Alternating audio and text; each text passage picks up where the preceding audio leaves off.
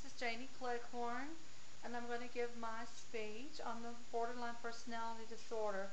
I have downloaded my PowerPoint presentation to the doc sharing area, so I'm not going to use it for my presentation, so follow along. I'm going pretty much so down the line with my presentation of the PowerPoint.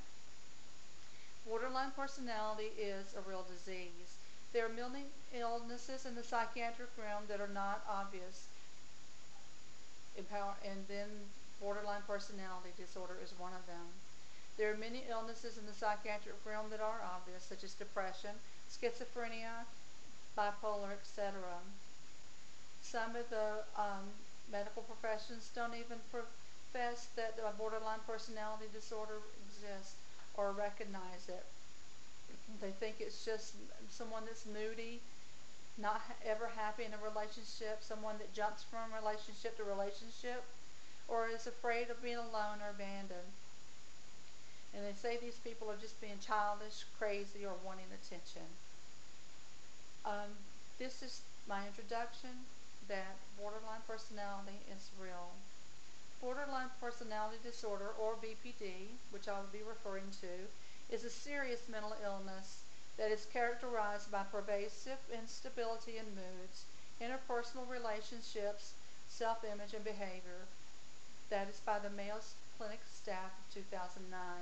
BPD affects 1 to 3% of the American adults, predominantly 75% females, accounts for 20% of psychiatric admissions. Risk factors are hereditary, childhood abuse, primarily physical and sexual abuse, neglect, abandonment, brain abnormalities, and chemical imbalances. But the primary risk factor is sexual abuse and physical abuse, but overall sexual abuse. Symptoms and traits of borderline personality. Moreover, they're called traits instead of symptoms in this disease. The controversy of the realness of the illness becomes because of some of the behavior accompanied with the symptoms.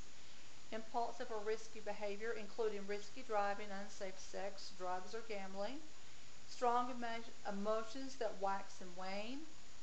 Intense but short episodes of anxiety and depression. Rage or anger outbursts happens very frequently.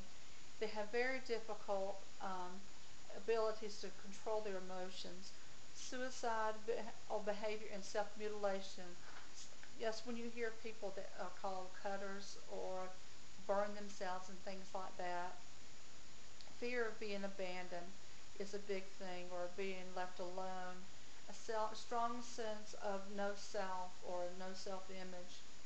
Chronic emptiness or not being able to stay in a relationship, black and white thinking, feeling like someone's all good or all bad. Because of what's happened as abuse victims in their lives, or feeling like something's been taken away from them, their coping skills are not able to maintain normal boundaries in daily interactions. If someone's told a borderline personality disorder person that they want to go to lunch with them, and they call last minute and say, I can't go, this person is going to wonder, what have I done? And what is wrong with me that they can't go? There's no real emergency. There's nothing wrong with them. What have I done? I don't know what I've done. Just tell me. Just tell me what have I done. And they're going to sit and wonder and just worry themselves to death. And they're going to be angry, hurt, and that's where this black and white thinking is going to come in. The frustration of BPD is not just with the people around the person who is ill. And I want you to look at the picture I have with this saying.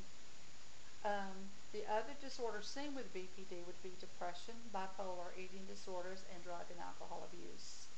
The DSM-4, or the Diagnostic and Statistical Manual of Mental Disorders, has diagnostic criteria for diagnosing borderline personality disorder. And the most I see in my profession are suicidal behavior or mutilation, anger outburst, the fear of abandonment, whether it's real or not, substance abuse and eating disorders, and the sense of no self or unstable self-image, When it's time to get help, help someone get help. It's a serious illness. Even though women frequently attempt suicide or threaten suicide, they're often successful. And when someone tells you that it's time for them to get help, help them get there. Treatment for borderline personality includes seeing a psychiatrist and taking medications, which usually a psychiatrist should prescribe. Talk therapy, this could be individual talk therapy with a counselor, or it can be group therapy or a combination of both, seeing an individual therapist or going to group therapy. There are many illnesses, some obvious and some not. BPD can be very obvious by a person's outward behavior.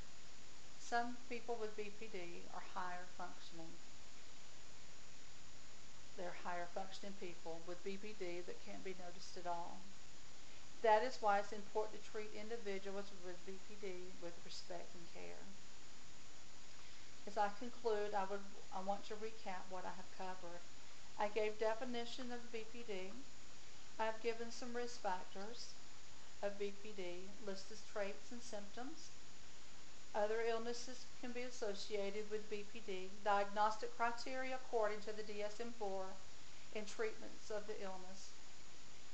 I would like to add to this statement as I conclude. Not everyone has been treated fair in life, and not everyone reacts the same to the unfairness of life. Women who have had the pain of being abused and taken advantage of early in life, sometimes by men who were supposed to be taking care of them, cope in different ways. Some women who heal normally are very blessed, but those who live lives are torn apart need support from those who love them. Love the borderline.